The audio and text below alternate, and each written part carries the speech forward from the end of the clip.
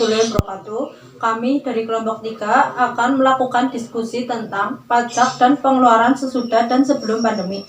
Perkenalkan, nama saya Evi Nurvarianti sebagai moderator. Saya Lugi Mailana. Saya Adelia Fatwa. Saya Fasirenga Febrianti. Pajak sebelum pandemi itu apa ya?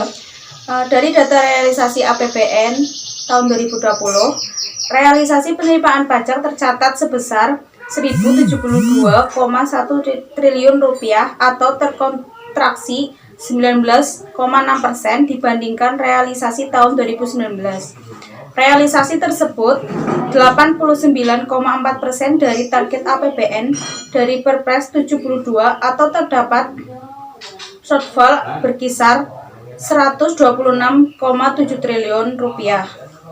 Faktor shortfall tersebut memiliki andil terhadap membengkaknya realisasi pembiayaan anggaran sebesar 945,8 triliun rupiah atau naiknya defisit anggaran menjadi 6,1% dari produk domestik bruto atau PDB. Faktor lainnya adalah penanganan pandemi COVID-19 dan pemulihan ekonomi yang membutuhkan biaya besar. Apabila mencermati akun pajak terbesar, realisasi pajak penghasilan tahun 2020 mencapai 594 triliun atau terkontraksi 23,1% dibandingkan realisasi tahun 2019. Dengan capaian hanya 88,6% dari target tahun 2020. Kondisi ini berasal dari PPh badan yang terkontraksi cukup dalam disebabkan beberapa faktor. Yang pertama, melambatnya profitabilitas badan usaha tahun 2019 sebagai basis perhitungan pajak 2020. Kedua, insentif perpajakan berupa potongan angsuran sebesar 30% dan menjadi 50%. Ketiga, penurunan tarif PPh badan dari 25% menjadi 22%. Selanjutnya, realisasi pajak pertambahan nilai dan pajak penjualan barang mewah atau PPN dan PPNBM sebesar 450,3 triliun rupiah atau terkontraksi 15,3%. Hal ini terutama berasal dari PPN dalam negeri dan PPN impor yang terkontraksi cukup dalam disebabkan menurunnya konsumsi dalam negeri di tengah kondisi pembatasan sosial masyarakat dan kebijakan insentif restitusi dipercepat. Perlu dicatat, secara umum penurunan penerimaan pajak disebabkan pemanfaatan insentif perpajakan berkontribusi sekitar 22,1% terhadap penurunan realisasi penerimaan pajak tahun 2020. Selanjutnya, bagaimana pajak setelah pandemi? Sementara itu, di dalam APBN 2021, penerimaan pajak ditargetkan sebesar 1.229,6 triliun atau lebih tinggi 14,7% dari realisasi penerimaan pajak tahun 2020. Dengan rincian PPh ditargetkan 638 triliun atau lebih tinggi 15,1% dari realisasi tahun 2020 dan PPN dan PPHBM ditargetkan 518, triliun atau lebih tinggi 15,1% dari realisasinya tahun 2020. Dengan target sebesar itu, penerimaan pajak akan berkontribusi sebesar 44,7% dari total APBN 2021. Target yang cukup memadai untuk menopang kebutuhan belanja, penanganan pandemi, dan mendukung program pemulihan ekonomi nasional. Namun, dengan basis pertumbuhan ekonomi tahun 2020 min 2,7% dan kuartal 1 tahun 2021 masih terkontraksi 0,74%, target penerimaan pajak 2021 tersebut akan cukup berat. Untuk menakar hal tersebut sebagai indikasi awal perlu melihat realisasi penerimaan pajak sampai dengan 30 April 2021. Penerimaan pajak terrealisasi sebesar 374,9 triliun atau terkontraksi 0,46% dibandingkan tahun ini. Realisasi ini lebih baik dibandingkan periode yang sama di tahun 2020 yang terkontraksi 3,1%.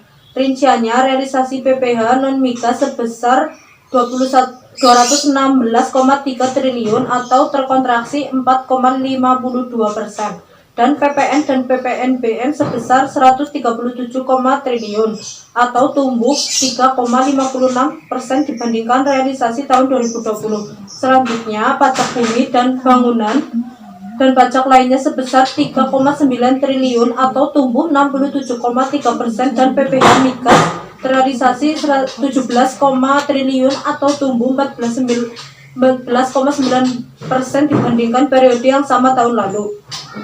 Kontraksi PPH non-migas yang cukup dalam tersebut disebabkan antara lain efek gabungan, perlambatan ekonomi, insentif, pengurangan angsuran PPH pasal 25 sebesar 50%. Sementara itu, kinerja penerimaan pajak bulan April 2021 sangat baik, terutama PPH badan dan PPN impor. Capaian ini ditopang kinerja PPH badan yang melonjak akibat menurunnya kredit pajak karena memanfaatkan insentif fiskal pembebasan PPH 22 impor dan pengurangan angsuran PPH 25 tahun sebelumnya. Di sisi lain, kepatuhan wajib pajak dalam menyampaikan SPT tahun PPH meningkat cukup signifikan. Realisasi pelapor SPT tahun per 30 April 2021 sebanyak 12.248 SPT atau lebih tinggi 12,8% dibandingkan periode yang sama tahun lalu. Keempat, PPDH badan diperkirakan masih akan terkontraksi disebabkan kontraksi pertumbuhan ekonomi tahun 2020 yang menjadi basis perhitungan profit badan usaha. Dalam Konvers APBN kita tanggal 25 Mei 2021, Menteri Keuangan kembali menegaskan bahwa pemerintahan tetap berkomitmen melanjutkan pemberian insentif pajak bagi sektor terdampak di tahun 2021, terutama UMKM untuk mendorong aktivitas dunia usaha dan mempercepat pemulihan ekonomi nasional. Faktor penanganan pandemi COVID-19 secara konsisten dan disiplin serta akselerasi pelaksanaan vaksinasi nasional masih menjadi kunci utama pemulihan ekonomi nasional. Saat ini kebijakan pajak yang berpotensi menambah beban masyarakat dunia usaha harus dipertimbangkan dengan lebih cermat, termasuk analisis cost dan benefitnya. Upaya keras otoritas pajak dalam mengoptimalkan penerimaan pajak patut diapresiasi. Terakhir, penerapan kebijakan fiskal kontrasilikal tanpa dukungan pendapatan negara yang optimal akan berdampak meningkatnya resiko utang. Defisit anggaran negara diproyeksikan sebesar 5,7% di dalam APBN tahun 2021 diharapkan tidak semakin lebar. Ya, yang selanjutnya, bagaimana pengeluaran pemerintah sebelum pandemi? Pokok-pokok kebijakan APBN tahun 2018. Yang pertama ada pendapatan negara. Dalam postur APBN 2018, pendapatan negara diproyeksikan sebesar 1.894,7 triliun. Jumlah ini berasal dari penerimaan perpajakan sebesar 1.618,1 triliun rupiah. Penerimaan negara bukan pajak sebesar 275,4 triliun rupiah dan hibah sebesar 1,2 triliun. Untuk mencapai target tersebut, pemerintah akan melakukan berbagai upaya penguatan reformasi di bidang perpajakan serta kebayaan dan cukai, antara lain melalui dukungan Automatic Exchange of Information atau AEOL agar dapat meningkatkan basis pajak serta mencegah praktik penghindaran pajak dan erosi perpajakan.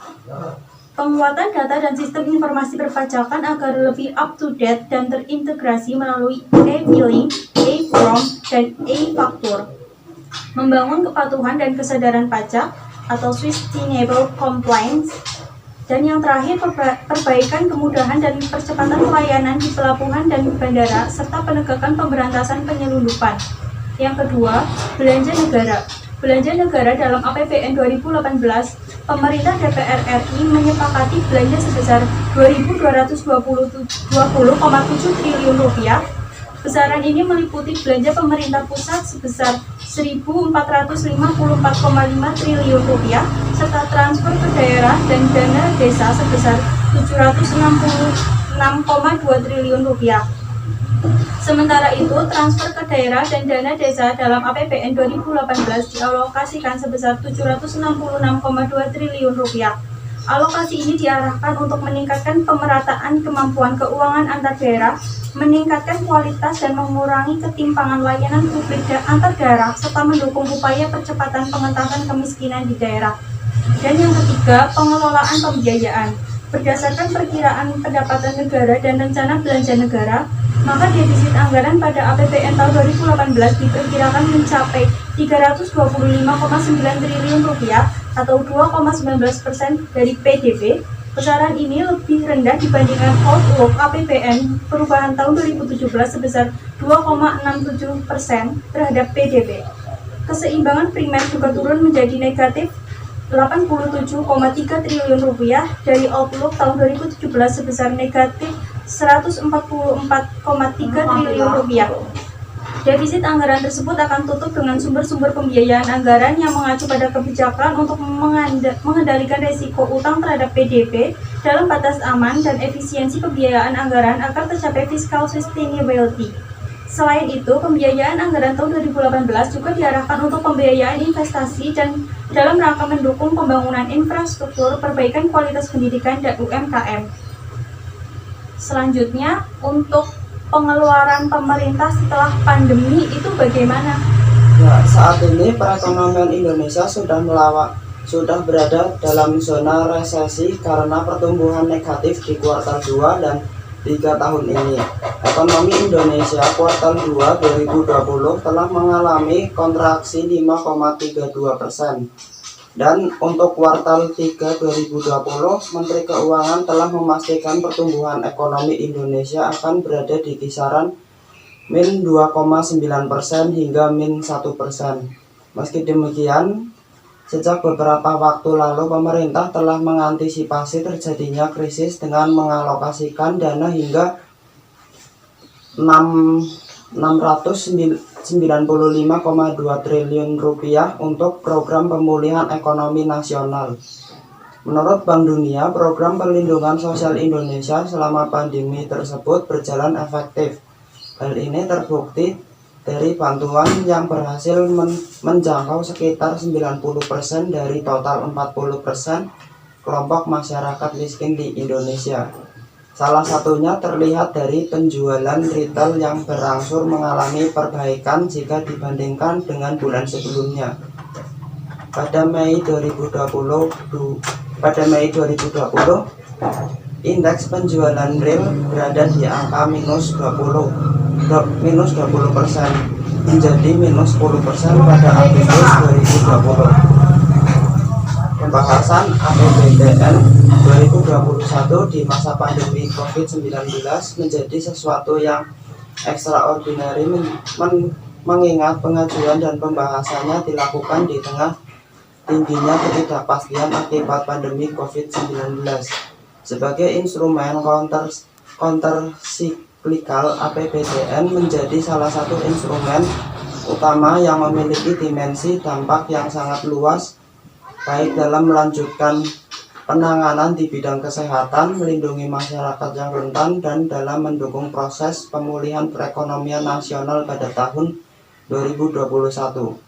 Oleh sebab itu, APBN 2021 akan melanjutkan kebijakan counter-cyclical yang ekspansif dan konsolidatif dengan memperhatikan fleksibilitas dan dalam merespon kondisi perekonomian dan mendorong pengelolaan fiskal yang prudent dan berkelanjutan. Prioritas pembangunan nasional pada 2021 tidak hanya fokus kepada bidang kesehatan, tapi juga kepada pendidikan, teknologi informasi dan komunikasi, ketahanan pangan, perlindungan sosial, infrastruktur, dan pariwisata.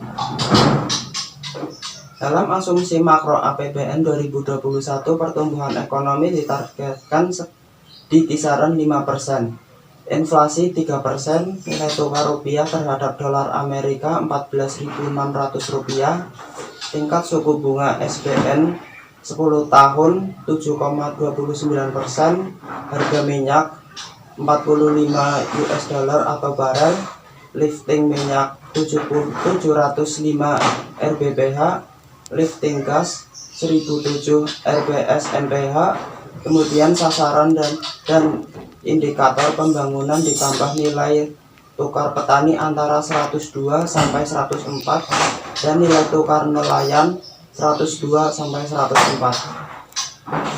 Dalam postur APBN 2021, pendapatan negara ditargetkan 1.743,6 triliun rupiah, belanja negara 2.750 triliun rupiah, defisit 1.006,4 triliun atau 5,7%. Untuk mendukung akselerasi pemulihan ekonomi di tahun 2021, kebijakan strategis dalam APBN 2021 dialokasikan dana untuk pendidikan sebesar 550 triliun rupiah, kesehatan 169,7 triliun rupiah, perlindungan sosial 421,7 triliun, infrastruktur 413,8 triliun, ketahanan pangan 104,2 triliun, pariwisata 15,7 triliun, dan bidang ICT 29,6 triliun rupiah. Bagaimana menurut kalian pendapat tentang kebijakan pemerintah dan saran untuk pemerintah apa ya? Pemerintah daerah Indonesia mempunyai peran strategis dalam mendorong percepatan dan efektivitas pemulihan ekonomi nasional. Pemerintah membentuk 3 kebijakan yang akan dilakukan, diantaranya peningkatan konsumsi dalam negeri, peningkatan aktivitas dunia usaha, serta menjaga stabilitas ekonomi dan ekspansi moneter. Salah satu penggerak ekonomi nasional adalah konsumsi dalam negeri. Semakin banyak konsumsi, maka ekonomi akan mengalami kenaikan. Konsumsi memiliki peran penting terkait dengan daya beli masyarakat. Oleh sebab itu, pemerintah telah mengalokasikan anggaran sebesar 172,1 triliun rupiah untuk mendorong konsumsi atau kemampuan daya beli masyarakat. Dana tersebut disalurkan melalui bantuan langsung tunai, kartu prakerja, pembebasan listrik, dan bantuan-bantuan lainnya. Pemerintah daerah berusaha menggerakkan dunia usaha melalui pemberian intensif atau stimulus kepada UMKM dan koperasi. Pemerintah memberikan bantuan penundaan angsuran dan subsidi bunga kredit perbankan, subsidi bunga melalui kredit usaha rakyat dan ultramikro, pinjaman modal sampai 10 miliar rupiah, dan pemberian intensif pajak, misalnya pajak penghasilan atau PPH pasal 21, ditanggung pemerintah. Dalam rangka mendukung pemulihan ekonomi nasional, Bank Indonesia menjaga stabilitas nilai tukar rupiah, menurunkan suku bunga, melakukan pembelian surat berharga negara, dan stabilitas makroekonomi dalam sistem keuangan. Penurunan suku bunga guna meningkatkan likuiditas keuangan untuk mendorong aktivitas dunia usaha. Melalui beberapa kebijakan tersebut, dapat dikatakan pemerintah telah mampu menangani masalah perekonomian di masa pandemi. Meskipun dalam realisasinya terjadi beberapa kesalahan, seperti misalnya dalam pembagian bantuan sosial yang tidak tepat sasaran. Selain itu, terjadi korupsi dana bantuan sosial. Hal ini justru dapat merugikan baik masyarakat maupun pemerintah itu sendiri. Ya, sekian dari kelompok kami. Wassalamualaikum warahmatullahi wabarakatuh.